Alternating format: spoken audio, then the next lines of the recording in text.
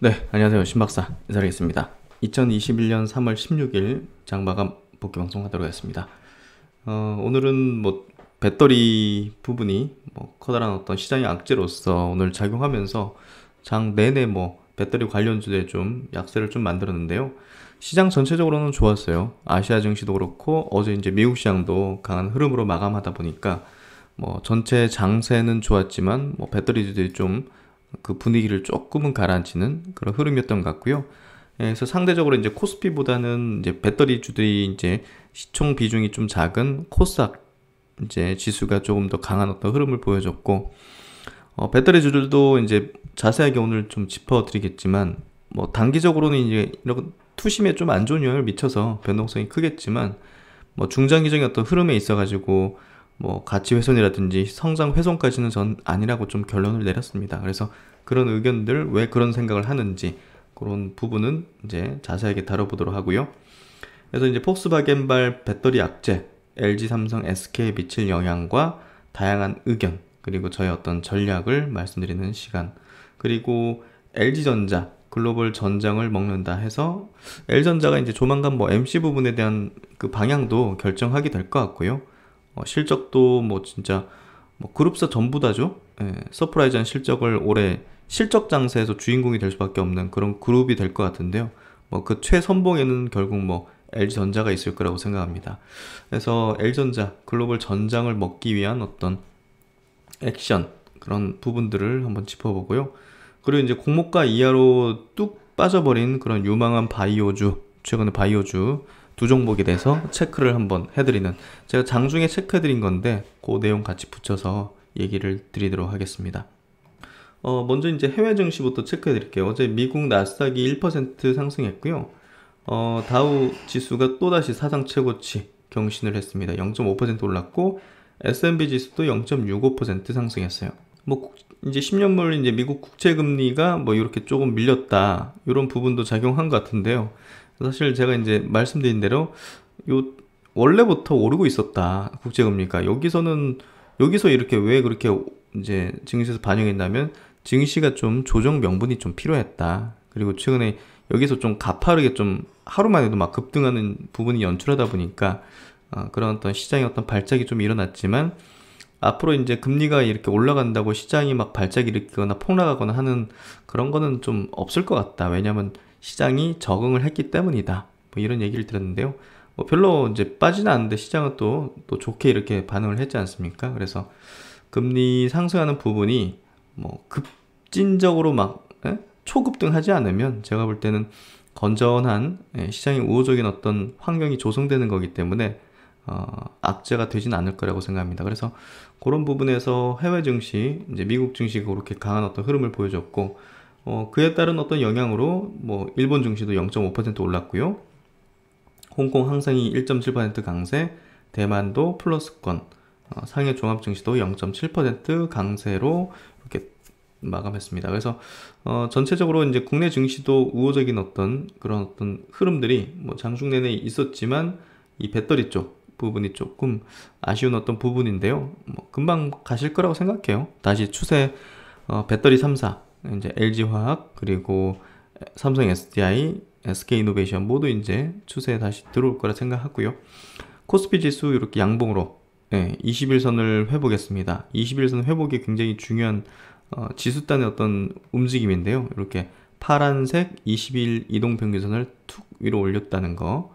그래서 그게 지지를 이렇게 왔다 갔다 하면서 지지를 받으면 그게 또 시장에서 확인되면 그 뒤로는 한 펑 튀어오르는 그런 흐름이 전개될 거라고 봐요.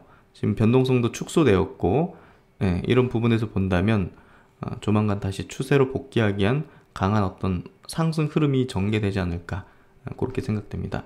코스닥 지수도 오늘 양봉 1.4% 강세로 이렇게 올라서면서 좋은 어떤 흐름으로 전개될 것 같고요. 어느 정도 여기서 지지를 받는 확인된 그런 흐름인 것 같아요. 역시나 이제 코스피 지수와 마찬가지로 파란색으로 이제 그려진 요 20일 이동 평균선을 툭 이제 돌파시키면서 그 이상에서 마감해줬고, 뭐 왔다 갔다 또 하면서 지지를 받으면 어느 순간 또 추세 강화되는 그런 장대 양봉이 나올 가능성이 높다. 이 정도로 뭐 지수에 관련해서 코멘트를 드리고요. 그래서 오늘 코스피는 0.7% 올랐고 코스닥은 1.4%, 보다 더 강한 어떤 흐름이 코스닥이었고, 바이오 종목들이 다 셌어요. 오늘 셀트론 그룹 3, 4도 모두 2에서 한 3% 강한 흐름을 보여줬고요. 알테오젠도 1% 강세, 반도체도 셌어요. 원익 IPS가 5.7% 강세에다가 뭐 리노공업도 7.7%, 코스닥 주요 종목 볼까요? 셀트론 헬스케어 3%, 제약도 2.9%, 알테오젠 1%. 알테오젠은 중장기적으로 저는 이제 흐름 좋을 거라고 예상합니다. 그래서 배터리주들, 에코프로빔 이런 것들이 이제 3% 이렇게 빠졌고요. 5G도 오늘 굉장히 좋았어요. KMW 2.5% 강세, 반도체 이렇게 원익 IPS 5.7% 강세. 제넥시는 이제 네오 이뮤테크가 오늘 상장했기 때문에 뭐 결국 그 영향으로 이제 빠진 거라 보시면 될 것 같아요. 그래서 앞으로는 이제 네오 이뮤테크가 이제 투자 대상이 될 건데, 이거 시총이 너무 높게 시작했어요. 공모가 2배로 시작해서 이거 상당 기간은 조금 매물이 나오겠구나, 매물 압박이 나오겠구나. 그래서 장기적으로 볼 때 이 시총이 비싸다고 뭐 확신할 수는 없지만, 일단은 공모가 2배로 시작해서 그 정도 수준인 1조 4천억 시총은 저는 좀 부담이 있어서 투자할 생각은 지금 현재로서는 전혀 없습니다. 그리고 반도체, 이오테크닉스 이런 것들 8.4% 강세로 지금 이번 조정이 마무리되는 국면에서 반도체가 치고 나갈 걸로 저는 보거든요. 그래서 반도체 그때 뭐 장비주들, 원익 IPS, 테스라든지 유진테크 이런 것들 좀 소개해 드렸는데요. 소재주라는 SK 머티리얼즈라든지 이런 것들 눈여겨보시면 이제 좋으실 것 같습니다. 그리고 이제 시총 상위주 중에서는 LG전자가 제일 셌죠? 4%? 결국은 LG전자 이제 자세히 설명드리겠지만, 전장사업부의 어떤 올해 흑자 전환 가능성도 상당히 좀 중요한 포인트가 될 것 같고요. 뭐 단기적으로는 MC사업부의 향배가 중요할 것 같아요. 그래서 뭐 우호적인 방향으로 갈 걸로 보이니까요. 뭐 그런 부분에서 다시 또 상승 추세 복귀하는 흐름인 것 같고요. NC소프트 뭐 역시나 이제 조정시마다 저는 좋은 기회라 봐요. NC소프트. 그리고 한국전력은 또 이제 전기료 인상한다는 그런 소식이 나온 것 같거든요. 7년 만에 전기요금 인상 가능성 높아지고 있다 해서 강세를 띠는데, 개인적으로는 뭐 투자 대상으로 삼지는 않습니다. 그리고 이제 삼성전기 뭐 전장사업부 MLCC 관련해 가지고 그래도 주도주 범위에 들어가기 때문에 뭐 계속 주시하는 그런 종목군 중에 하나인데, 개인적으로는 사실 뭐 이노텍을 선호하기 때문에 안정성을 어느 정도 확보할 수 있는 이노텍을 선호하기 때문에 사실 그냥 추이만 보는 거지 투자하지는 않는 그런 종목이고요.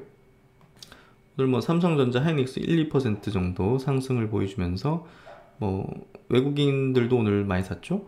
그리고 네이버가 0.6% 강세로, 최근에 지수 조정에도 별로 조정도 없었죠. 그만큼 모멘텀이 강력하고요. 현대차 그룹주들도 오늘 그래도 시장 대비해서는 좀 강했던 것 같아요. 현대차도 0.86% 상승. 그리고 이제 기아차 같은 경우도 어제 그 EV6 이제 전기차 전용 플랫폼 신차를 이제 공개를 했죠. 완전 다 공개한 건 아니지만 그래도 디자인을 공개했다는 부분들, 그런 부분들이 기대감을 낳게 하고 있는 것 같고요. 3월 30일 월드 프리미어 행사에서 온전한 신차를 공개하는 걸로 지금 예정이 되어 있습니다. 그리고 이제 업종 테마별로 보면 그 미국도 그렇고 중국도 그렇고 최근에 이제 항공 여행주들이 굉장히 좀 급등하거든요. 그래서 국내 시장도 제주항공 이렇게 많이 올랐네요. 개인적으로는 항공주들 투자하지 않지만 근데 이렇게 올랐으면 지금부터는 투자를 하는 게 부담스러울 것 같은데, 이미 선반영한 거잖아요, 결국은. 아시아나항공도 이렇게, 아시아나항공은 좀 안 좋네요. 에어부산이 이렇고, 진에어가 진에어는 이렇게 많이, 저가 항공사들이 많이 올라왔네요, 보니까. 티웨이 항공. 그러니까 이게 국외로 나가는 거는 어려우니까 국내선 뭐 이런 것들, 가까운 지역 이런 저가 항공이 좀 뜬 것 같아요, 보니까. 그래서 AK홀딩스 뭐 이런 것도 그래도 추이가 이제 상승 추세. 대한항공 같이 이것도 좋네요. 하여튼 저가 항공이 조금 더 강했던 것 같고요. 예. 이런 항공주들이 최근에 이제 전 세계에서도 좋고, 또 이제 반도체 주들이 이제 다 좋죠. 유진테크가 6% 상승, 원희 IPS가 5.7% 강세. 그래서 KC텍 또한 3% 강세, 테스가 뭐 2.5% 강세, 한솔케미칼도 2.45% 강세로 뭐 다 좋죠. 예. 그리고 반도체 대표주 해서 DB하이텍 뭐 걱정하시는 분들 좀 많으셨던 것 같은데 무너지지는 않을 거라 봐요. 예. 그래서 오늘 8% 강세로 이렇게 마감이 됐네요. 그리고 오늘 또 모처럼 반가웠던 거는 그 5G 종목들이 좀 강하게 반등 줬어요. HFR 굉장히 많이 빠졌죠. 예, 오늘 12%.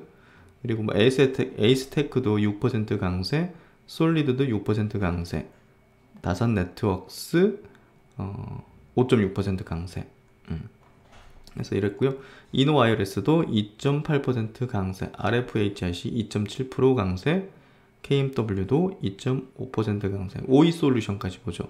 2% 정도 강세. 해서 오늘 뭐 특징적인 부분들 좀 있었죠. 반도체 좀 셌고, 그리고 코스닥에서 이제 바이오 섹터 좀 좋았던 것 같고, 5G, 여행, 뭐 항공 이런 것들도 해외 여행과 함께 좀 좋았던 것 같습니다. 어쨌든 시장이 다시 또 상승 추세로 복귀하는 그런 어떤 흐름을 보여줬죠. 21선 회복이니까. 그래서 우호적인 시각을 가질 필요 계속 있다. 그리고 최근에 조정에서 많이 어려우셨겠지만 뭐 지나가는 바람과 같은 거다. 이렇게 좀 보면 될 것 같네요.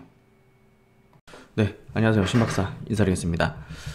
현재 한 2시 정도 지나가고 있습니다. 장중인데요. 장중에 좀 코멘트할 부분들을 좀 말씀드리도록 할게요. 최근에 제가 이제 프레스티지 바이오 그리고 이제 프레스티지 바이오로직스 요 이제 두 종목에 대해서도 공모가 부근에서는 좀 매력적이다고 말씀을 드렸는데, 프레스티지 바이오 파마 이 바이오시밀러 개발 업체죠. 요거 이제 업체도 지금 공모가가 이제 32,000원인데 지금 현재 3만원 정도 되니까 공모가 이하에 지금 형성이 되어 있고요. 최근에는 뭐 기관 어떤 오버행 물량들이 정도 좀 일단락 된 게 아닌가 싶거든요. 기관들이 플러스로 좀 돌아서는 수급을 보여주고 있기 때문에 한번 관심을 가져도 되는 구간대까지는 온 것 같아요. 그래서 프레스티지 바이오 파마 공모가 이하 가격에서는 밸류적으로 좀 매력적이다, 그렇게 좀 생각하고요. 간략하게 이제 프레스티지 바이오 파마가 이제 어떤 회사인지 홈페이지 보면서 좀 말씀을 드려보죠.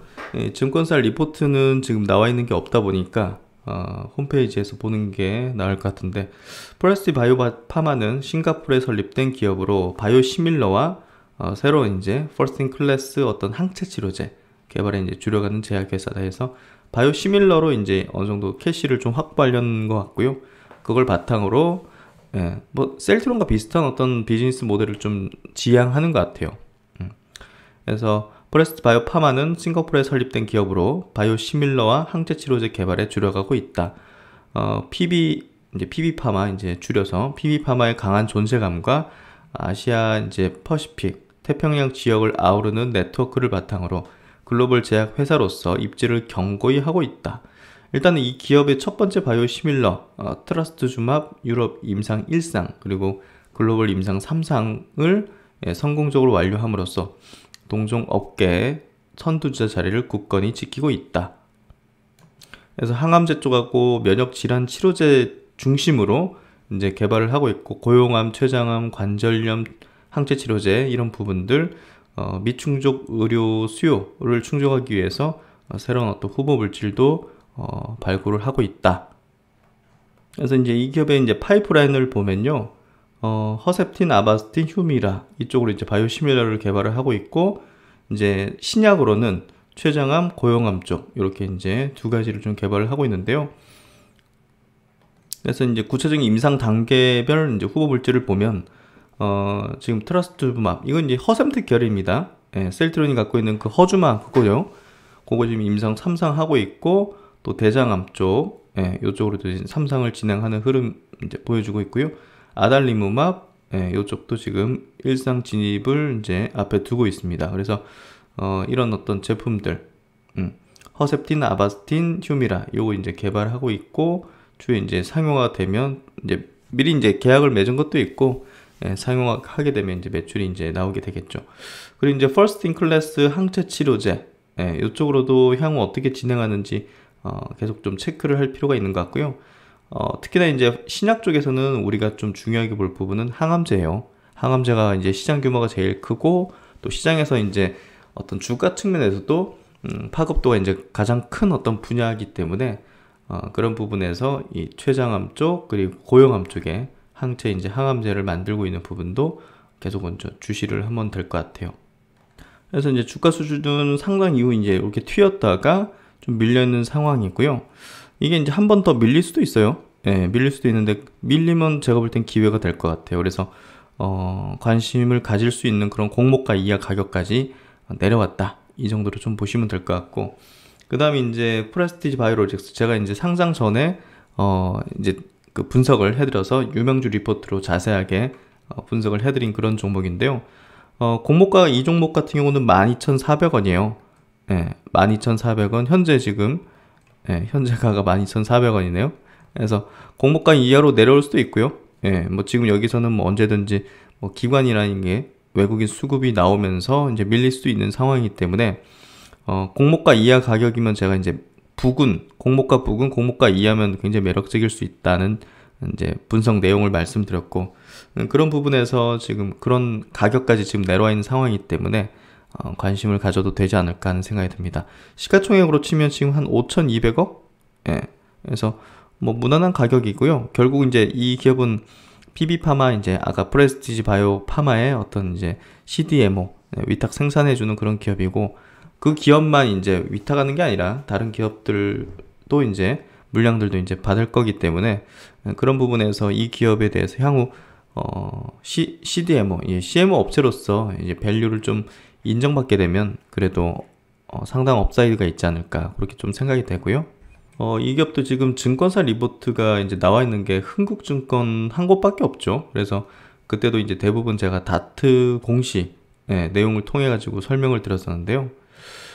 이 기업이 이제 계속적으로 이제 스케일업 그리고 이제 공장 증설을 해가지고 연간 15만 리터 생산이 가능할 정도로 이제 만들 예정이에요. 그래서 이것까지 지금 다 완공된 건 아니지만 그래도 상당히 향후 이제 캐파를 늘려서 CMO 사업 자체의 어떤 성장성을 좀 보여주는 그런 흐름이 될 것 같고요. 결국은 지금은 그 많은 어떤 이제 빅파마들도 이 위탁, 이 항체 치료제든 뭐 그리고 향후에 더 유명한 쪽은 이제 사실 뭐 유전자 세포 치료제 고 이제 위탁 생산하는 분야겠지만 어쨌든 지금 CMO의 어떤 산업 자체는 굉장히 고성장이고 또 이제 뭐 없어서 이제 못 만들 정도로 이제 부족한 어떤 캐파이기 때문에 프레스티지 바이오로직스는 제가 볼 때는 지금 시총 5천억 수준은 나중에 보면 매력적인 수준이 되지 않을까 싶어요. 그래서 이게 이제 공모가 부근 내려오면 참 좋겠다는 생각을 했는데 지금 그런 정도 가격이 내려왔기 때문에 한번 관심을 가져도 괜찮을 것 같고요. 결국 이제 프레스티지 바이오 파마의 어떤 임상 진행 그리고 이제 어떤 해외 어떤 계약 맺거나 이런 부분들이 같이 이제 연동돼 가지고 요 프레스티지 바이오로직스하고 이제 그 주가가 이제 비슷하게 연동되겠죠. 그런 부분에서 제가 볼 때는 뭐 한 종목만 산다면 프레스티지 바이오로직스가 조금 더 낫다는 생각이 들고요. 그냥 같이 사도 괜찮을 것 같아요. 같이 사더라도 제가 볼 때는 배분 자체는 프레스티지 바이오로직스에 조금 더 비중을 두는 게 좋지 않을까. 내가 만약에 한 5억을 들고 있는데 여기에 한 5천만 원 정도를 투입하겠다. 그러면 프레스티지 바이오 파마에 2천만 원 그리고 프레스티지 바이오로직스에는 뭐 3천만 원 뭐 이런 식 예시를 들어서 이제 그런 겁니다. 예시를 들어서 이런 전략하면 어떨까 하는 생각이 들고요. 하여튼 뭐 지금 공모가 이하니까 괜찮은 밸류까지 내려온 건 뭐 맞는 것 같아요. 그래서 한번 관심을 가져보시면 좋을 것 같습니다. 그리고 이제 오늘 가장 시장의 화두는 결국 이제 2차전지 배터리 기업들의 어떤 주가 하락인데요. LG화학이 지금 8% 넘게 빠지고 있어요. 그래서 제가 이제 장중에 좀 올려드리는 이유도 이 부분에 있죠. 결국은 지금 LG화학이든 이제 SK이노베이션이든 2차전지 기업들이 그 폭스바겐의 각형 배터리로 이제 앞으로 하겠다.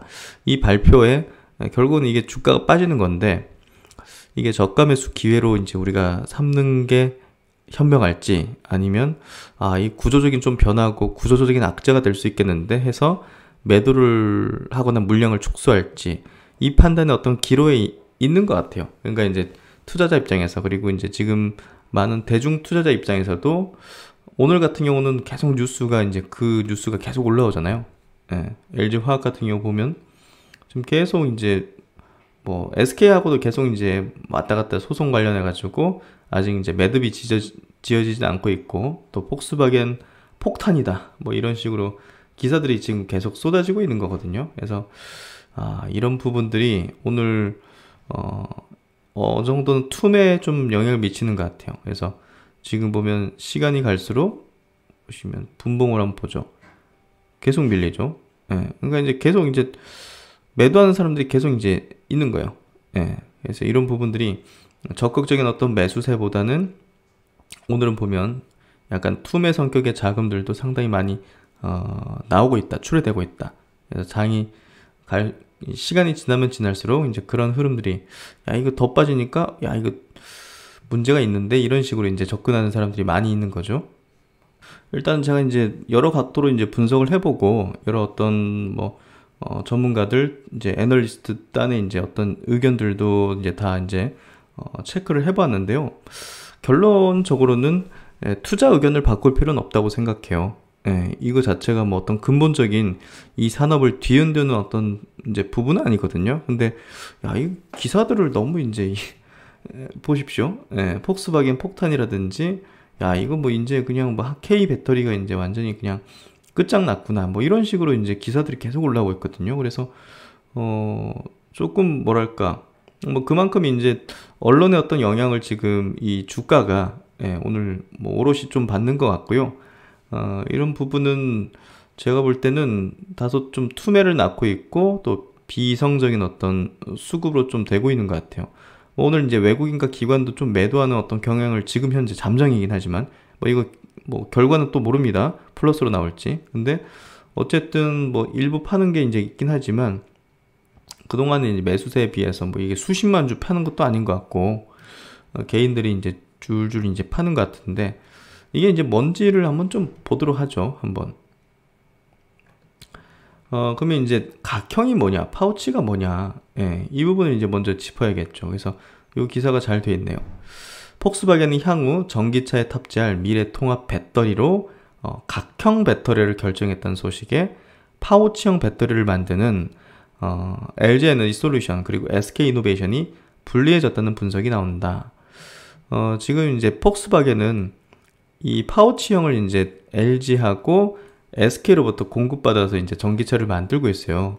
근데 갑자기 이제 이 파우치형이 아니라 각형으로 만들겠다 결정했다. 지금 당장은 아니고 한 23년부터 이렇게 결정했다는 어떤 발표를 했거든요. 이게 이제 뭐가 다른지, 각형하고 파우치가 뭐가 다른지를 한번 먼저 좀 보도록 할게요. 뭐 장단점이 있긴 한데, 우선 전기차에 들어가는 배터리부터 살펴보면 흔히 쓰는 건전지와 같은 동그랗고 기다란 형태의 원통형 배터리가 있다.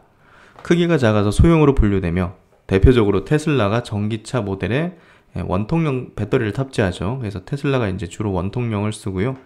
LG 에너지 솔루션, 삼성 SDI, 파나소닉 등이 원통형 배터리를 생산합니다. 근데 이제 삼성 SDI가 이제 상당히 이쪽에 대한 비중이 높죠. 파나소닉하고. LG 에너지 솔루션도 만들긴 하지만 LG 같은 경우는 파우치 비중이 좀 높습니다. 그래서 이 원통형은 이렇게 생겼어요. 우리 건전지하고 비슷한 그런 모양이에요. 둥구스름하게. 근데 이걸 두두둑 이렇게 넣으면 공간이 좀 비잖아요. 이런데 공간이 생기잖아요. 그러니까 공간 효율성은 좀 떨어지는 걸로 알려져 있어요. 뭐 그걸 감안하더라도 이제 장점이 있으니까 쓴다고 보면 될 것 같고. 그리고 이제 보시면 삼성에서 보면 원통형 이렇게 생겼고, 각형은 이렇게 생겼고, 파우치형은 이게 얇아요. 예, 파우치형 이렇게 생겼어요. 그래서 현재 이제 완성차 업체 상당수가 사용하는 배터리는 중대형 배터리로 각각 각형, 파우치형으로 이제 나뉘는데요. 각형 배터리 그리고 파우치형 배터리의 가장 큰 차이는 바로 이제 모양과 외관이에요. 각형 배터리는 알루미늄 캔 모양으로 이제 생겼고요. 배터리를 둘러싼 외관으로는 알루미늄 금속을 씁니다. 그렇기 때문에 외부 충격에 이제 강해서 내구성이 좋은 편이고요. 배터리 특성상 열이 발생할 수밖에 없는데 금속이 이제 외관이 이제 금속이다 보니까 냉각 효과가 더 큰 그런 특성을 지니고요. 다만 이제 각형은 이제 뭐 그렇기 때문에 더 무겁겠죠, 파우치보다. 그래서 대형화를 만드는 데 있어가지고 다소 좀 제약이 있기 때문에 뭐 사실 뭐 LG나 SK 같이 전기차 배터리 주로 이제 생산하는 기업은 각형을 잘 만들진 않죠. 그래서 각형은 이렇게 알루미늄 금속, 파우치는 비닐 파우치, 부피가 작아서 다양한 형태로 이제 만들 수가 있고 대형으로도 만드는데 유리합니다. 근데 각형은 이제 외부 충격이나 발열에 강한 어떤 장점을 가지고 있고, 파우치가 조금 그 폭발에 좀 약간 좀 위험성이 있다 이런 어떤 얘기들이 있긴 해요. 근데 이제 그거는 모든 전문가의 의견은 아니니까. 이에 비해서 이제 파우치형 배터리는 얇은 비닐 재질의 주머니에 담는 형태여서 여러 형태로 만드는 가공이 용이하다. 여러 가지 모양으로 만들 수가 있어요. 그만큼 활용도가 높다는 얘기다. 휴대폰이나 태블릿 PC, 웨어러블 기기 등에도 쓰이는 이유다. 부피가 이제 크지 않기 때문에 공간을 작게 차지해서 굉장히 효율적입니다. 그럼에도 이제 파우치형 배터리는 전기차에 실으려 배터리 셀을 모듈로 만드는 과정에서 각 셀을 보호하는 금속이 이제 추가가 돼야 됩니다. 내구성이 상대적으로 떨어지는 점을 보완하기 위해서 이제 각 셀을 보호하는 금속이 이제 추가를 해야 되는 거고요. LG 에너지 그리고 삼성 SDI, SK 이노베이션 등 국내 3사 모두 중대형 배터리를 만들고 있지만 LG하고 SK는 파우치, 삼성 SDI는 각형을 각각 제조합니다. 그래서 사실 뭐 이건 개인적인 의견입니다. 전문가 모든 의견은 아니지만 이 파우치가 조금 폭발이 좀 있는 경우가 있는 것 같고, SDI 이제 같이 각형이 그나마 조금 상대적으로 적은 것 같아요. 폭발 같은 게. 그래서 뭐 그런 특성이기 때문에 그런 게 아닌가 싶어요. 외부 충격과 발열 이런 데 강한 특성이 있기 때문에 각형이. 최근 이제 S&E 리서치가 발표한 자료를 보면 지난해 세계 전기차에 사용된 배터리 144 기가와트 가운데 각형이 거의 50%로, 이게 이제 중국이 이제 절대적인 비중의 어떤 또 이제 배터리 시장을 차지하고 있으니까요. 지금까지는 그런 부분에서 CATL이 만든 각형이 이제 50%, 파우치형이 한국 업체죠. 27.8%, 원통형이 23%, 이렇게 좀 됐다고 보면 될 것 같아요. 그래서 이제 전기차에 들어가는 배터리용 국내 제조사 제조 현황을 보면 LG 에너지 솔루션은 원통형하고 파우치형을 만들고요.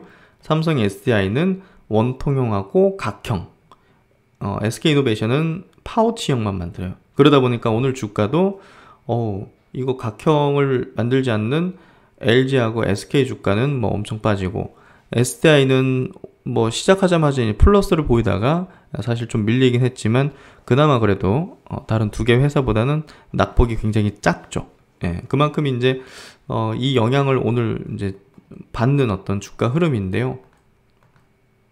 먼저 이제 미래에셋 대우증권의 이제 박연주 연구원님의 이제 의견 리포트를 좀 먼저 보도록 하겠는데요. 2차전지 배터리 쪽에서 제가 가장 많이 참고하고 또 이제 신뢰하는 어떤 연구원님은 이제 박연주 이제 연구원님이신데요.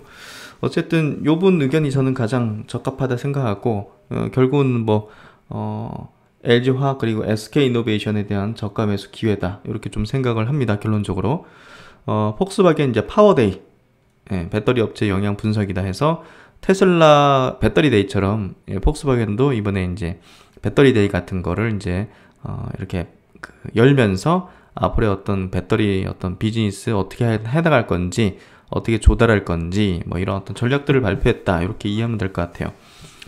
파워데이 통해서 전기차 전략을 발표했다. 규모의 경제를 강조했다. 통합세를 이용한 원가 절감을 제시했다. 그래서 이제 폭스바겐이 요 파워데이 요 한 2시간짜리 유튜브 영상이 있습니다. 그거 이제 제가 전부 다 보진 않았어요. 근데 이제 약간 돌리면서 이제 제가 중요하다 생각되는 어떤 부분들을 체크를 했는데요. 상당히 좀 특징적인 부분은 뭐였냐면 원가 절감을 위해서 이렇게 이제 각형으로 이제 바꾼다. 그리고 중국이라는 이제 그 진출 자체, 중국 시장의 중요성을 굉장히 여러 번 강조를 했어요. 그러니까 결국 중국에 진출하기 위해서, 중국 시장을 이제 어떻게 보면 테슬라에 완전 뺏겨서는 안 되는데, 그러기 위해서는 이거 이 각형으로 하고 있는 CATL 이런 데랑 같이 이제 같은 각형으로 해야 되겠구나. 이걸 확실하게 판단한 것 같아요. 그래서 어쨌든 중국을 염두에 두고 있고, 두 가지 포인트는 요거예요. 중국을 염두에 두고 있고 원가 절감을 해야 된다. 왜냐하면 규모의 경제를 달성을 해야 되기 때문에. 지금 현재 글로벌 자동차 이제 생산 판매 1위 업체가 이제 폭스바겐이잖아요. 그렇기 때문에 이런 어떤 그 대량 양산을 통한 규모의 경제 그리고 원가 절감을 하기 위해서 이렇게 배터리 가격을 낮춰야 되는데, 이러기 위해서는 내재화를 해야 되고, 그리고 이제 CATL 그리고 뭐 이렇게 노스볼트 뭐 이런 회사랑 이제 또 이제 협력 다지고 중국의 이제 시장을 장악하기 위해서는 각형으로 나갈 수밖에 없는, 나가야만 되는 그런 필요성에 대해서 좀 이야기를 하는 것 같더라고요. 그래서 그런 부분의 어떤 중요도를 우리가 좀 인식할 필요가 있을 것 같고요. 그래서 당장 뭐 이렇게 바꾼다는 건 아니고, 이제 23년부터 각형 셀로 이제 유나이티드 셀 통합을 해서 2030년 30에서 50%의 이제 배터리 원가 절감 계획을 이제 어떤 전략을 발표를 한 거죠. 그래서 이제 뭐 노스볼트 같은 뭐 이런 합작사를 만든, 여기 이제 테슬라에서 나온 사람이 만든 회사입니다. 거의 뭐 벤처 회사인데 이 회사 이제 같이 합작을 해가지고 이렇게 협력을 다지고 2030년까지 240기가와트의 배터리 공장 건설 계획을 밝혔고요. 충전 인프라를 대폭 확대하고 서플라이 체인 강화하고 배터리를 재활용하는 뭐 이런 어떤 전체적인 어떤 계획들을 동시에 같이 발표를 했어요. 그래서 그 분석이 제일 정확한 것 같아요. 배터리 업체에 이제 어떤 영향을 줄 것인가에 대한 전망에서 일단 폭스바겐의 이번 결정은 배터리 품질 원가보다는 뭐 안정적인 어떤 공급을 우선한 정책으로 판단한다. 폭스바겐이 각형 셀로 통합한 이유는 중국 시장을 장악하고 있는 CATL과 자사가 지분 투자한 노스볼트가 이제 각형이기 때문으로 추정한다. 지금 안정적인 공급. 지금 미국 시장에서 이제 LG하고 SK가 싸우면서 폭스바겐이 굉장히 좀 난처해졌었죠. 왜냐면 그 SK 이노베이션으로부터 이제 배터리를 공급받기로 돼 있었는데, 아니 저거 미국에서 생산조차 못하게 지금 결정이 나버리니까 이거 난감한 거죠. 그래가지고 계속 그 미국에 이제 이제 뭐랄까요, 시정해달라고 지금 요구를 했었잖아요. 그래가지고 뭐 약간 좀 2년 정도는 공급받을 수 있게 그렇게 이제 약간 해주는데, 어쨌든 이런 공급을 원활하게 받고자 하는 어떤 그런 전략이 아니었을까는 이제 판단을 해보고요. 다만 이제 CATL은 아직 품질 경쟁력 측면에서 뭐 확실하게 이제 한국 배터리보다 이제 낫죠. 그리고 이제 뭐 신생 업체 그 노스볼트 같은 경우는 품질 및 원가 모두 뭐 현재로선 당연히 열이고, 향후에 이게 꼭 올라올 수 있을까? 품질이나 이제 어떤 그 수율 같은 게 올라올 수 있을까? 원가 경쟁력이 올라올 수 있을까? 이건 약간 의문이거든요. 그렇잖아요. 아니 십수년간 연구해가지고 온 기업들도 지금 수율 맞추기 어렵고 막 이런데, 뜬금없이 신생 업체가 10조 20조 수주 받아가지고 그거 대량 양산 쉽진 않을 것 같은데, 하여튼 뭐 이렇게 발표를 한 거는 발표한 거니까. 그럼에도 불구하고 폭스바겐은 배터리 공급의 안정성과 서플라이 체인의 통합을 더 중시한 것으로 추정되며, 규모의 경제를 통해 배터리 외 고정비를 낮출 걸로 예상된다. 결국 전기차 가격은 계속 낮아져야 될 수밖에 없죠. 나중에는 뭐 전기차는 2천만 원이고, 거기에 이제 여러 가지 어떤 자율주행 시스템이나 소프트웨어라든지 펌웨어라든지 인포테인먼트에 대해서 아마 구독 경제로 가게 될 것 같아요. 예, 플랫폼 기업으로서. 그러니까 차는 그냥 디바이스 형태로 제일 싸게 만들어 놓고 여기서는 마진 남기는 게 아니고 차 팔아서는 여기에 이제 어떤 소프트웨어나 이제 이런 것들을 구독 경제 형식으로 이거 뭐 자율주행 요 소프트웨어는 뭐 5천만 원, 응? 뭐 이거 인포테인먼트 시스템은 월마다 뭐 10만 원, 뭐 이런 식으로. 예. 그래서 이제 결국은 규모의 경제를 달성해야 되고 얼마나 싸게 만들 수 있는지가 관건이 될 걸로 아마 예상이 되는데 거기에 있어가지고 배터리 가격을 낮추지 않으면 우리 경쟁력 없을 수밖에 없다는 판단을 했을 수 있을 것 같아요. 그래서 최대한 낮출 수 있는 방향으로 한 것 같고 기술 측면으로 보면 한국의 이제 업체들 배터리가 훨씬 더 기술이 높죠. 이제 근데 여러 가지를 어떤 종합해서 볼 때 단순히 기술력만 가지고서 배터리를 선택할 수는 없다. 예, 이렇게 판단한 것 같아요. 그래서 이제 이번 결정은 결국은 뭐 단기적으로는 중국 CATL 쪽이 이제 가장 긍정적일 수밖에 없고요.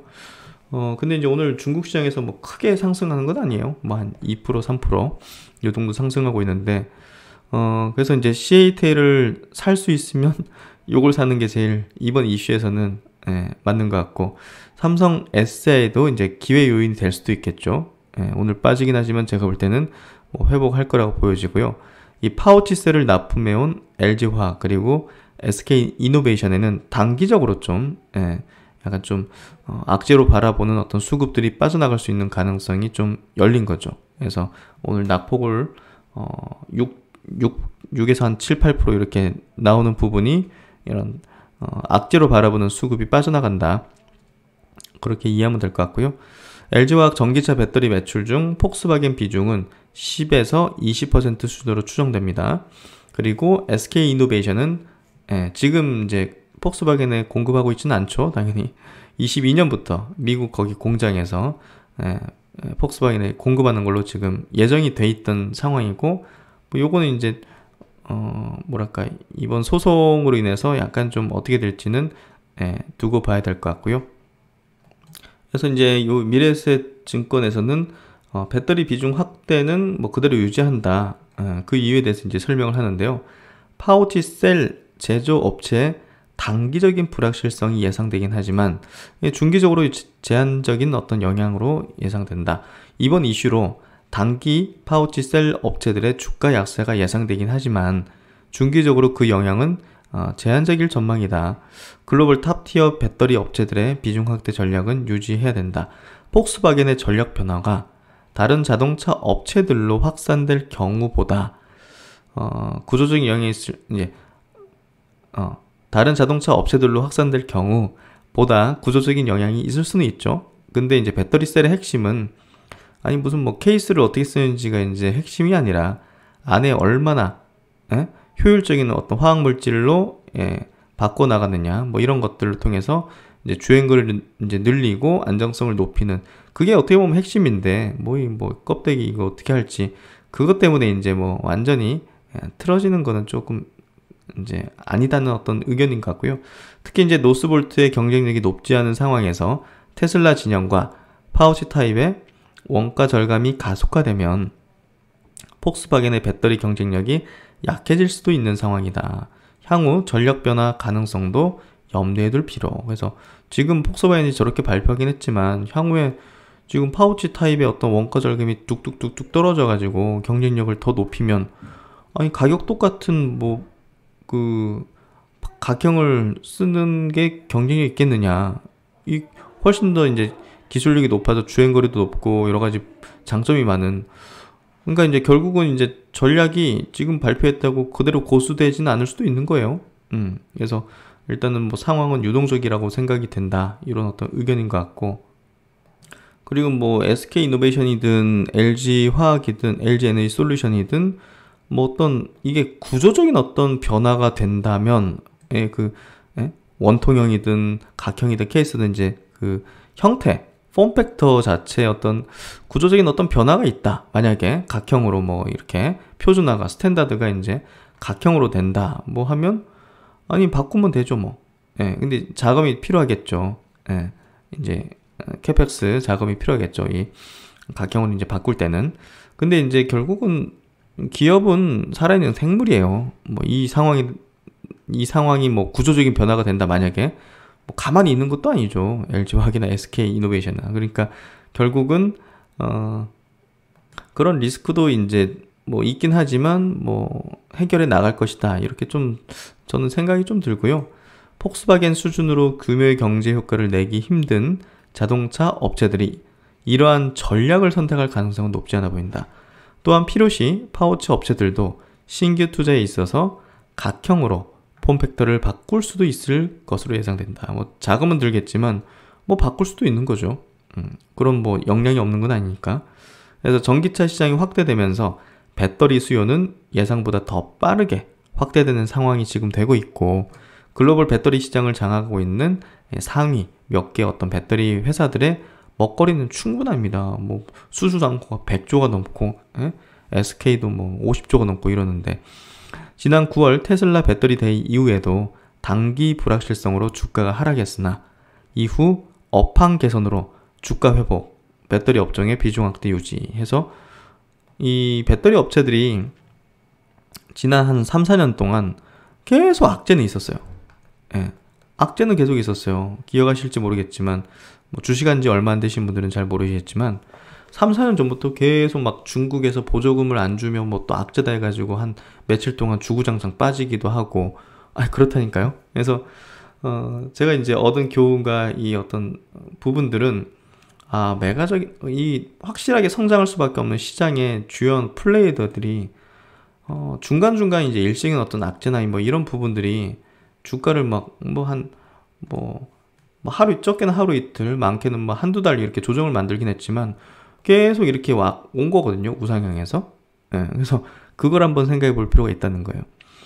지금도 뭐 작년에도 뭐 테슬라 배터리 다이다 해가지고 막 이 2차 전지 회사들 주가가 엄청 밀렸었어요. 뭐 한 30%, 40%막 밀리기도 했어요. 소재 업체들 같은 경우. 근데 지금 보면 뭐 결과는 나와 있잖아요. 이미. 그때 대비해서 50%, 100% 이제 다 올라왔거든요. 소재 업체들도 그렇고 셀 업체들도. 그러니까 큰 물줄기 보면서 가는 게 저는 맞는 판단이 될 거라고 생각해요. 그래서 선택의 문제긴 하지만 짧게 보면 그래요. 뭐 물량 축소하는 게 나올 수도 있겠죠. 근데 나중에 또 보면 뭐 결과는 뻔할 것 같다는 생각이 들어요.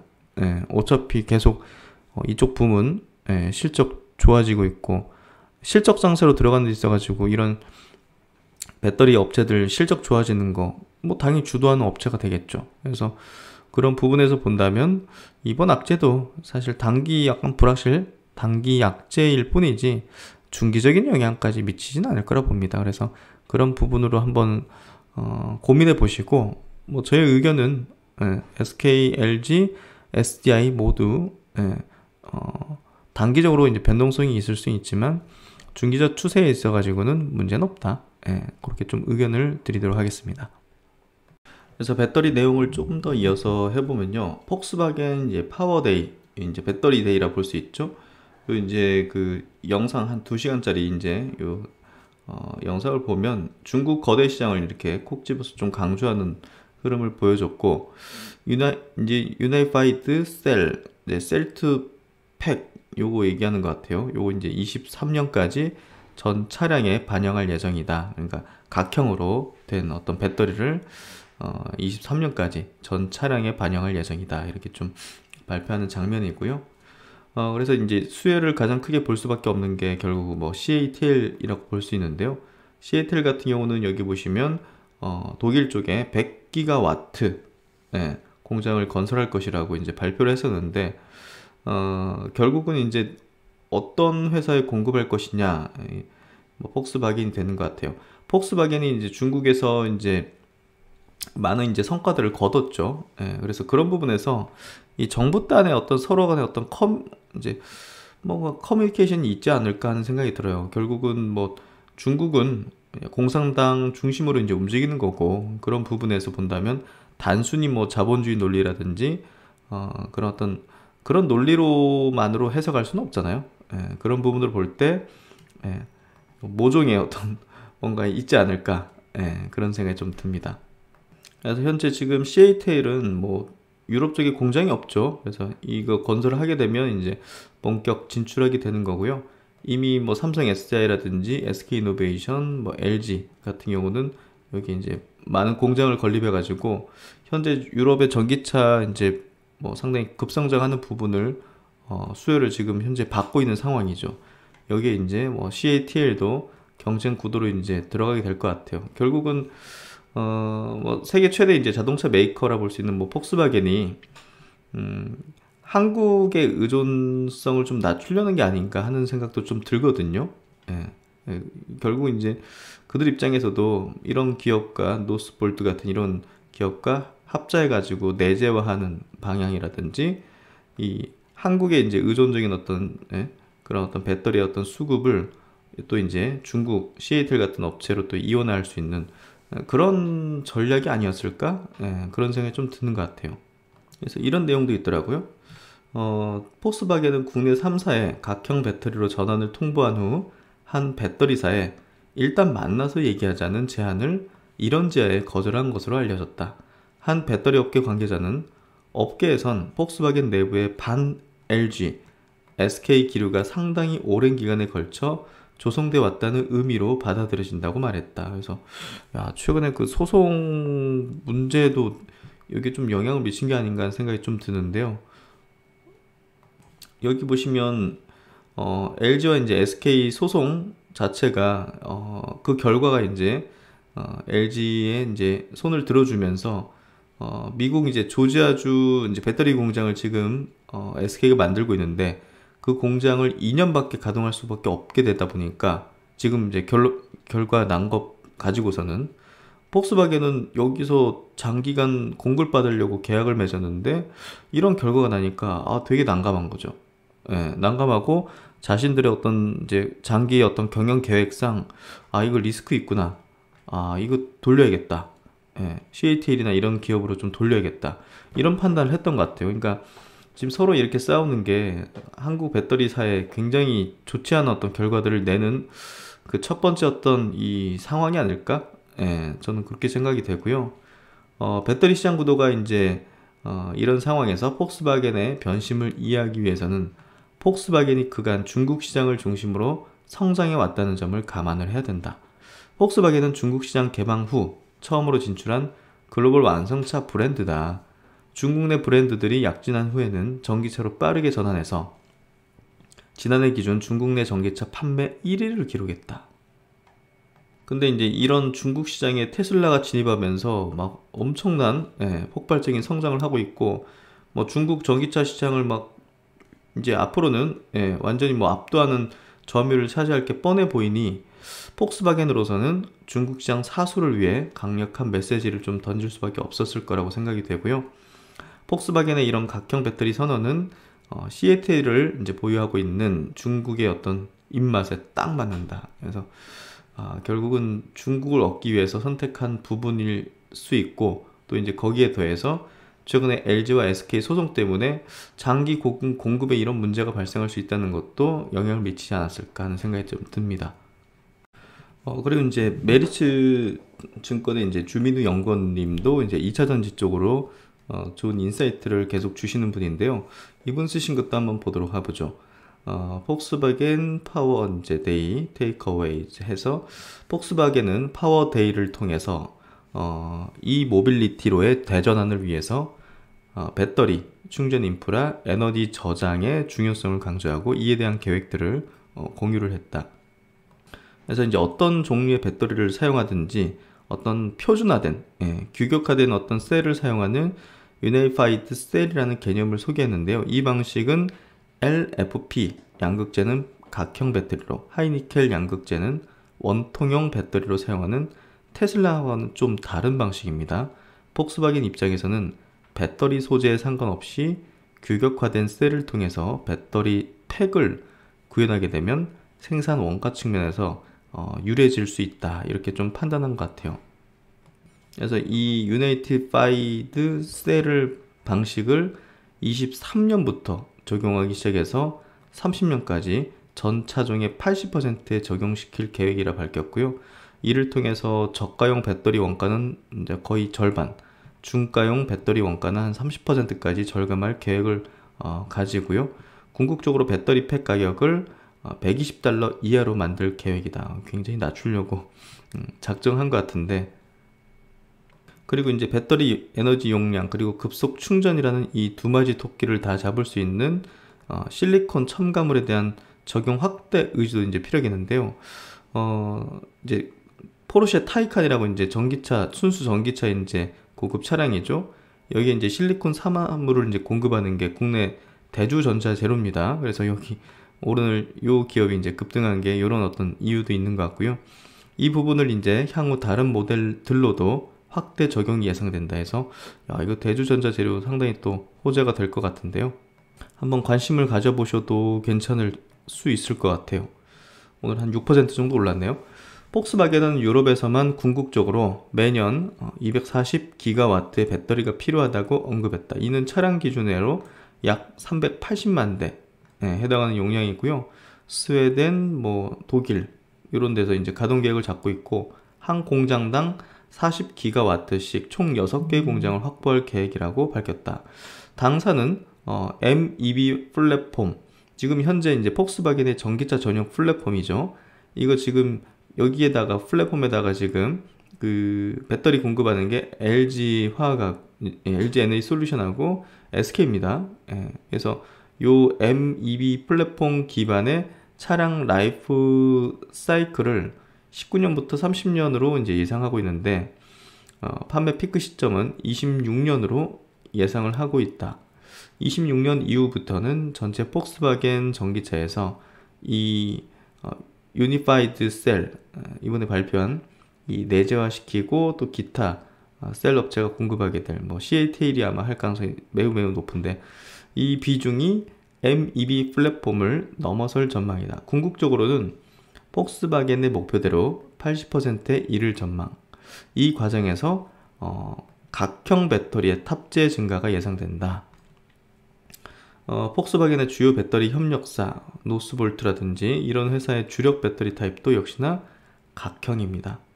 즉 26년까지는 MEB, 지금 LG하고 SK가 공급하고 있는 이 파우치형 MEB 플랫폼이 이제 메인이지만 26년 이후부터는 각형이 메인이 될 수 있는 거죠. 그래서 이미 수주받은 이 MEB 향 파우치 타입 공급사들의 수주 잔고 및 실적이 변동하는 이슈는 아니고요. 그 이후에 이제 받는 물량들이 각형이 이제 메인이 될 거다는 얘기를 하는 거죠. 그래서 당장의 실적이나 어떤 수주의 변동이 있는 건 아니고요. 23년까지는 큰 문제는 없다, 이렇게 보면 될 것 같아요. 그래서 이제 PT 할 때 나온 자료가 요건데요. 보시면 세컨 웨이브 배터리 테크놀로지 세컨 웨이브다 하면서 1단계는 지금 현재 MEB 플랫폼이라 보면 될 것 같아요. SK랑 LG로부터 받는 그 파우치형, 여기 이제 점점 이렇게 줄어드는 형식, 그리고 점점 이제 이 두 번째 내재화되고 다른 어떤 공급사, 각형 공급하는 그런 공급사로부터 받는 요 이제 세컨 웨이브의 어떤 요 흐름이 향후에 이제 이렇게 30년쯤 되면 80% 비중을 차지할 거다, 이러는 거죠. 그러니까 이게 이렇게 될 줄 알았는데 이렇게 된다는 꼭 이렇게 발표를 했기 때문에 오늘 국내 이제 배터리사들이 그렇게 좀 출렁였다, 그렇게 이해하면 될 것 같아요. 그래서 판단에 문제가 될 것 같아요. 이게 단기적으로는 실적이나 수주나 이런 변동사항은 없어요. 근데 투심에는 지금 오늘 떨어진 것처럼 그렇게 영향을 미친 거죠. 그래서 장기 어떤 흐름에 있어 가지고 폭스바겐이 이런 이제 어떤 계획을 이제 고수를 하게 되면 폭스바겐이라는 고객사로부터는 수주를 이제 지금 현재가 아니라 23년 이후부터는 좀 받기가 어려운 거죠. 그러니까 그런 부분이 장기적인 어떤 가치에는 조금 좋지 않은 영향을 미칠 수도 있겠죠. 그래서 그런 부분을 이제 크게 생각한다면 당연히 이제 부정적으로 바라볼 테고, 그런 부분들 다른 기업도 커나가는데 현대차그룹도 있고 또 GM도 있고 테슬라도 있는데 그 기업들이 다 이제 이렇게 할 거냐, 그런 부분으로 따져본다면 사실 큰 뭐랄까 부정적으로 볼 필요까지는 없다. 이렇게 생각되거든요. 그래서 판단의 문제고 어떤 부분에 더 가중치를 이제 주느냐의 그런 문제가 될 것 같아요. 저는 이제 그렇게 장기적으로 문제가 될 것 같지는 않다는 생각을 합니다. 그래서 그런 각자 한번 생각을 해보시면 좋을 것 같네요. 그리고 이제 오늘 시총 상위 종목 중에서 시세가 가장 좋았던 건 LG전자인데요. 4% 상승으로 마감했습니다. 기관도 그렇고 외국인도 오늘 쌍끌려 순매수를 했는데요. 최근에 이제 기관의 매수세가 이제 계속 지속되고 있어요. 그래서 왜 그럴까? 체크를 해볼 필요가 있는데요. 일단 미래 먹거리 자동차 이제 전장 사업 쪽에 삼각 편대가 완성됐다. 이 자동차 전장 사업부가 아직까지는 적자인데요. 올해 흑자전은 될 걸로 지금 자신하고 있다. 그리고 이제 글로벌 소프트웨어 기업 룩소프트와 이제 합작 법인 알루토를 이제 출범했는데요. 이거 저번에도 설명드렸지만 이 차량 내 인포테인먼트 이쪽에 이제 그 OS 이제 개념이잖아요. 그래서 결국은 인포테인먼트, 헤드램프, 전기차 파워트레인 등 이 삼각 편대 그 전장 사업 축을 구성을 마무리했다 하면서 앞으로 이제 기대감을 많이 이제 높이게 될 것 같아요. 그리고 올해 이제 7월 달에 또 전기차 파워트레인 마그나하고 같이 합작법인 설립하는 것도 출범이 앞두고 있기 때문에 이거 출범하는 것도 글로벌 자동차 업계에서는 굉장히 큰 의미를 지니거든요. 그래서 전장 사업의 경쟁력이 계속 점진 높아지고 있구나 이렇게 보면 될 것 같고요. 또 이제 LG 그룹 전체가 지금 LG 에너지 솔루션, 이노텍, 디스플레이 모두 지금 그 차량용 관련된 사업들을 하고 있기 때문에 전체 이제 그룹 차원의 포트폴리오 자체가 완전히 이쪽으로 가고 있는 게 확실하죠. 그래서 그런 부분에서 이제 기대감을 좀 가지게 되는 것 같고, 최근에 이제 조정은 좀 어거지로 조정을 받았죠. 지수 때문에. 그래서 MC 부분의 매각 작업이 원활치 않다. 이런 내용으로 이제 억지로 이제 조정을 만든 것 같은데, 사실상 이제 MG 사업부가 이제 결론이 지어질 거예요. 시간의 문제지 방향은 확실하니까. 그런 부분에서 최근에 지수 조정 때문에 빠진 거는 굉장한 기회였다고 좀 얘기를 드렸는데요. 그래서 최근에 이제 KB증권 리포트 나온 거 제가 오전에 이제 멤버십으로도 올려드렸는데 3월까지 사업 방향성 최종 결정될 걸로 예상이 된다. 이번 달에는 이제 주주총회가 있거든요. LG전자 주주총회가 이제 3월 24일이고요. 그리고 이제 지주회사 LG 주주총회가 26일이에요. 그러면 이때 뭔가 좀 MC 사업의 방향이 나올 수 있지 않겠느냐, 또 최종 결론이 도출될 수 있지 않겠느냐 이렇게 추정을 하는 건데, 어쨌든 시간은 계속 시간은 LG전자 편이다. 키움증권의 제목처럼 시간은 제가 볼 때는 LG전자 편인 것 같아요. 어찌됐든 어떤 방향으로든 저 MC 사업부가 축소되든 철수되든 매각되든 어떤 방법이 되든 기업 가치에는 이제 좋은 영향을 미치는 거니까, 그런 부분으로 바라보면 저는 조정받을 때 좋은 기회를 준 거라고 생각을 해요. 그래서 이제 1조 원 규모의 적자 사업인 MC 부문의 사업 재편이 증익 효과로 이어진 1년에 1조 원씩 마이너스 났는데, 이거 어떻게 축소되든 매각되든 철수하든 하면 1조가 그대로 영업이익이 증가되는 거니까, 그런 부분의 효과라든지 지난해 이제 LG화학의 중대형 전지 흑자 전환 후 주가가 이제 팡 튀어버렸죠. 그래서 LG전자도 전장사업부가 진짜 오랜 기간 이렇게 적자를 헤매다가 올해 이제 흑자 될 걸로 전망이 되고 있다 보니까 그런 부분에서 본격적으로 주가가 튀는 구간이 되지 않겠느냐, 이렇게 좀 밸류에이션의 상승 이런 가능성을 좀 예상하는 거죠. 그래서 LG전자 굉장히 좀 향후 기대되는 그런 또 이제 흐름이 될 것 같고요. 실적적인 부분도 굉장히 분기 단위로 좀 서프라이즈한 실적도 나올 가능성이 높다고 생각돼요. 어쨌든 이노텍 같은 경우는 이번 1분기 굉장히 좋게 나올 거거든요. 거기에 따른 또 이제 연결 회사이기 때문에 영향도 같이 받을 거고요. 그래서 LG전자 그리고 LG이노텍까지 저는 굉장히 우호적인 시각으로 바라보고 있습니다. 그리고 이제 마지막으로 화승 엔터프라이즈에 대한 내용도 한번 짚어보도록 하겠습니다. 요 기업은 작년에 제가 이제 스마트 리포트로 이제 여러 번 좀 분석을 해드리면서 좀 알려드린 종목인데요. 아디다스 향으로 이제 그 신발, 그 이제 의류 같은 것들을 OEM 공급해주는 그런 기업이죠.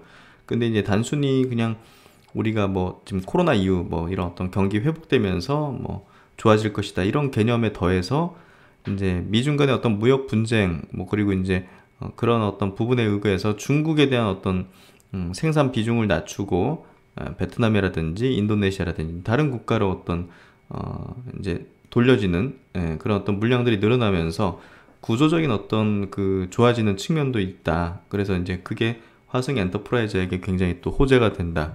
장기적인 어떤 구조적인 어떤 호재가 된다. 뭐 이런 어떤 두 가지 어떤 포인트를 이제 짚어드렸었는데요. 최근에 이제 그런 것들이 본격 숫자로 좀 반영되는 그런 흐름을 보여주고 있고요. 작년 실적은 뭐 당연히 코로나19 때문에 굉장히 타격이 불가피했고 그런 가운데서도 아디다스 내에서 이 점유율 MS 상승 추세는 이어지고 있어요. 그래서 이 부분이 굉장히 좀 우호적이고 경쟁력이 변하지 않았다는 것을 이제 보여줬다.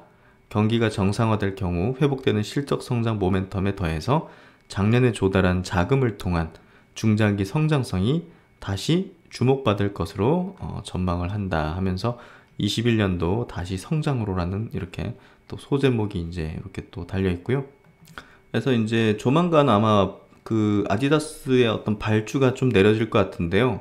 결국은 아디다스가 이제 작년 2분기부터 점진적으로 좀 회복을 했는데 그 재고를 좀 소진하기 위해서 발주를 좀 늦춘 것 같아요. 그런 부분이 다소 좀 이런 어떤 OEM 업체한테 부정적이었던 것 같은데 조만간 이제 아마 발주도 대규모로 이제 내려질 것 같고요. 백신을 지금 뭐 대부분 다 이렇게 높이고 있기 때문에 많이 맞고 있기 때문에 경기 정상화 되는 건 뭐 확실해 보이죠. 그래서 21년도 주요 고객사의 실적 역시 회복세를 보일 것이고 올해 연간 매출액은 1조 2,600억 정도, 영업이익은 855억 정도를 예상을 하고요. 그러면 지금 실적 대비해서 예상 실적 대비해서 퍼는 17배, 내년도에는 한 12배 정도 내려가는 그런 어떤 전망을 하고 있네요. 그래서 지금 16,400원 정도 하고 있는데요. 목표 주가는 21,000원. 근데 이제 한 가지 유념할점은요. 이 기업은 뭐 4차 산업이든 이제 모빌리티 혁명주든 이런 종목군보다는 당연히 그 성장이라든지 주가 상승도 좀 제한적이죠. 그래서 기대하는 수익률 자체를 뭐 다른 종목 대비해서는 좀 낮출 필요가 있다는 걸 염두에 두고요. 뭐 그런 반면에 이제 또 안정성 자체, 그러니까 작년에 이 종목을 설명드리고 뭐 신세계나 신세계 인터내셔널을 설명드릴 때 하방 경직성이 있다. 하지만 회복되는 흐름이나 중가의 흐름도 좀 느릴 것이다. 이렇게 얘기를 드렸죠. 그래서 그 점은 좀 유념하시고 그래도 이제 투자 포인트가 이렇게 좋은 부분들이 있기 때문에 전략에 참고하시면 될 것 같습니다. 그래서 이제 이렇게 시장을 마감을 해봤는데요. 오늘 문득 오늘 그런 생각이 좀 드는 것 같아요. 이 K 배터리 회사들이 사실은 참 안정적인 무난한 성장을 해나갈 것이다 이렇게 생각을 했는데 이렇게 또 폭스바겐발 뭐 악재라면 악재랄 수 있죠. 이런 내용이 나오는 걸 보니까 참 어떻게 보면 기업의 어떤 그 숙명인 것 같아요. 어떤 경영 환경 자체가 항상 안정, 편안한 구간은 없는 것 같아요. 그래서 위기는 기회일 수 있기 때문에 K 배터리가 자꾸 헷갈리네요. K 배터리가 보다 더 이제 강건해지는 그런 기회가 될 수 있는 게 아닐까 하는 생각이 들고요.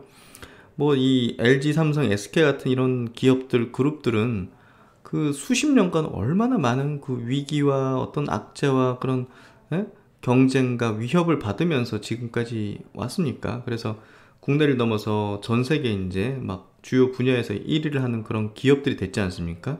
그래서 저는 이제 단순히 우리가 이제 지금 현재 어떤 숫자나 지금의 어떤 논리로 볼 수 없는 그 이면에 그 기업의 어떤 끈질긴 어떤 그 능력을, 그 힘을 한번 좀 믿어보는 것도 하나의 방법인 것 같아요. 이런 어떤 기업들은 이런 어떤 길을 항상 찾아왔지 않습니까? 예, 그러니까 이런 상황에서도 LG든 SK든 뭐 삼성이든 길을 찾을 거라고 생각해요. 그래서 그런 부분에서 저는 이번 폭스바겐발 배터리 악재에 대해서 너무 그렇게 변동성은 나올 수 있지만 장기적인 관점에서 K 배터리 회사들의 어떤 경쟁력 훼손이 되지는 않을 것 같다. 예, 이렇게 좀 생각이 됐고요. 하여튼 이번 상황을 좀 유리하게 활용할 수 있도록 철저하게 분석하고 또 이제 계속적으로 제가 정보를 또 분석해서 공유하는 그런 시간을 가지도록 하겠습니다. 오늘도 고생 많으셨고요. 저는 또 다음 시간에 좋은 내용을 가지고서 뵙도록 하겠습니다. 감사합니다.